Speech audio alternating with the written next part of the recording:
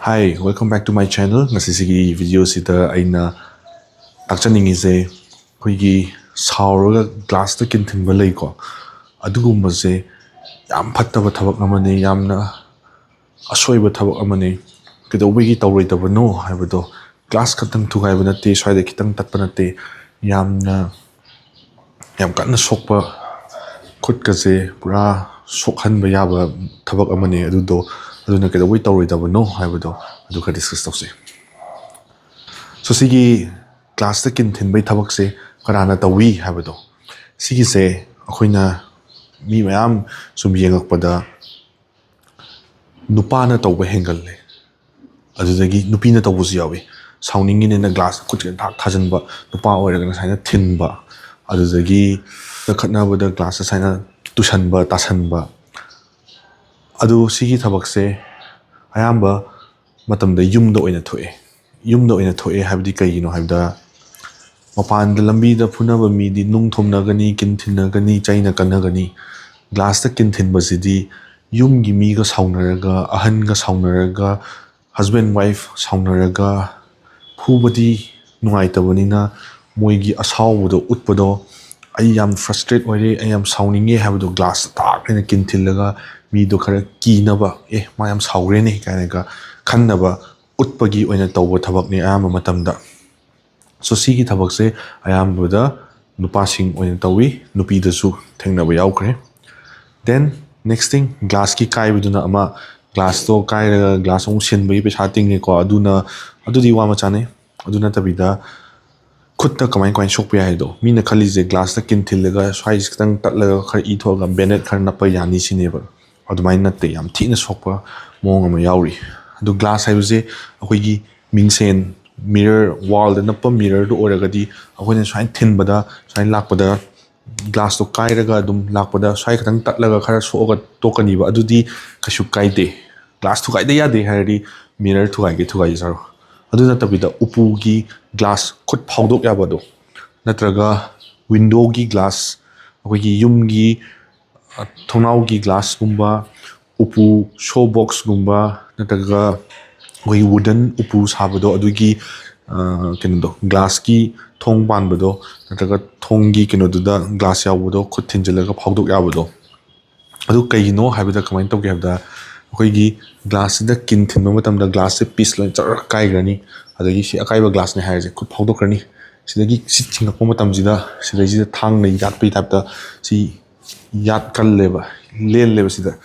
si len badi ki dawi si pura soeba si sokpada kai akaiba lei sidagi kari leigi habda aigi si lengi je sida leiba masal na lengi ni aigi si lengi je sigi masal na lengi ni khut si lengba dum uri si masal che sigi masal jina si tawi myam ne adna sigi tendon se chalaga masal sida lei sigi ju lei sida tendon ama yawi sida ani yawi si myam je sida changini adagi khut chain konjan na ba sida masal ama ani yawi plus akoi ki nerve median nerve aina sida yawi ulnar nerve am yawi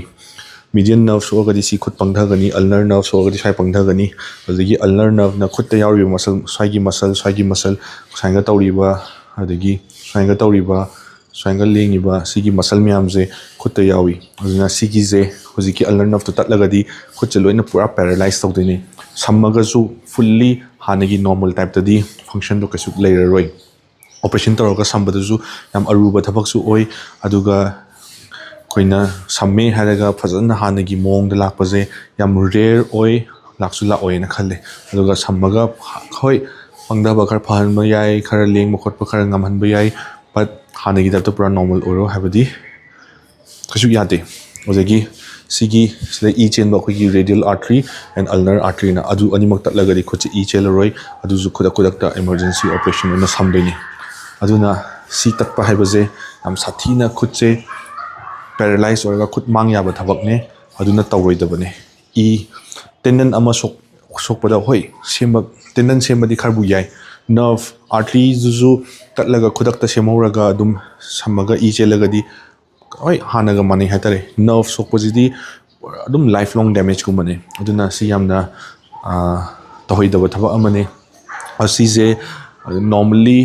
yum gi mi khatna bada tawgalli lambi da khotna glass kin thile lakpa haibsi yam tangna thoi yumda thokpa jisu husband wife khatna bada yam thoi adigi mama macha khana bakanda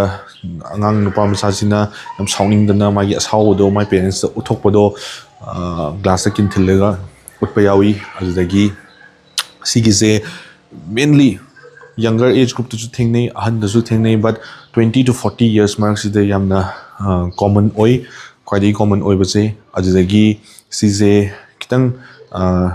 alcohol use tawraga thokpagi chance na khar heli and alcohol use tawraga thokpa keno oi banina kitang evening wai matam sida tawgalle pung taruk tare nipan mapan tara tramathoi karamta ayuk nganta pung hagolapada pung tare nipan gi nungai ba breakfast ka chadai gai matam duda karamta khatna ga glass kin thin gi gai jidi pakna thoktin nungthin pung amani thabak taw matam daga thokna de yumda leira kanda thabak ka waraga halaga yumda phamaga kitang drink ka khar tawsalraga sauning kanda khanai bam yumgi miduga di phuba yadramina glass kin thinjalaga Asaoba utpa sumai ngata tawgale aduga ye chu sokpiawi oi ju sokpiawi adudi adum mane ye oina thillaga oi soe ye an thillaga ye soe si tawbadagi khutche hanagi tapta manade and ngaktang gi moment to da thoktawa yaba preventable mi amna tarokpa ju natte accident ama thokpa ju natte sidi isagi saudawa do ngaktang second amani khalau daw matam da glass amu bukanda phak an thinjalu da aduduna lifelong magi sida si tatpagi scar amzu lerani masal ke ga sem maduzu adum hapta khardi changani pura pharakpada and nerve to kuma sodi lifelong khutche hanaga manaroi aduna naktangi Asaoba do phada horagadi sigi asokpa mongje thoi preventable oiba issue amane aduna size yarigai tawroidabane sauning hazu phaklang da kin thinge thillo kasu kaide hoi saru macha ama tekpa yai aduna hekta life to kasu change tawroi thinge hazu glass mirror wall nappa khut phawdok yada pot thingi thillo natraga mon ama langera pot macha masu ama langera glass ama langa thugai gera adumain tawge taw khut phawdok yaba glass thillu bajdi yamna extreme danger oi sigi je thilliba mi dusu ai smai thin bakana smai sokani sungkhan khalamoi khangju khangamoi moina aduna buk thillini aduga moina khalam doije si glass e thugai ga chahellaga ngaktang makhon ama tholaga khanai ba mi je ngaktang kinaba natraga mayam thi sauri glass to ken thille kaina ga adumaina khanaba tawruba ngaktane adu moina di khangdawnina saina thilluba matamda halakpada kuche sain changraga chingthropa matamda glass akaiba glass na yatni haibdi khangdana tawrine adu sigi information je somna care tawbiba khangnaba mi singda du spread tawbiu haidi sumain thiluraga sumain thokani na mi ayambana kanasu si wakhanda nomata bu khalamoi sumain thokpa yaba potne kaina khalamoi akhoisu ai life ra nomata sumaina kinthilraga glass kinthilraga sumaina yatpaje thoi habaje aiju hana sungkhan khalurde siguma mi am thingnabagi kunthra nifu hena thingnare sigumbaje hain tawraga si yatla laaga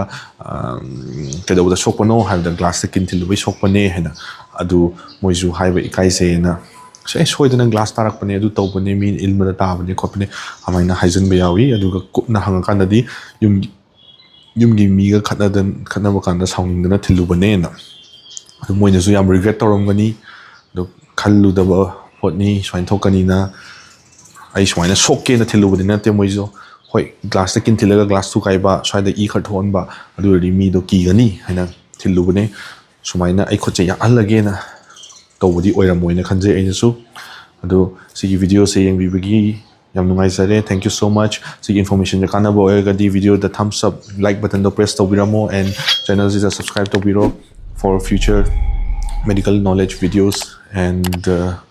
see you in the next one bye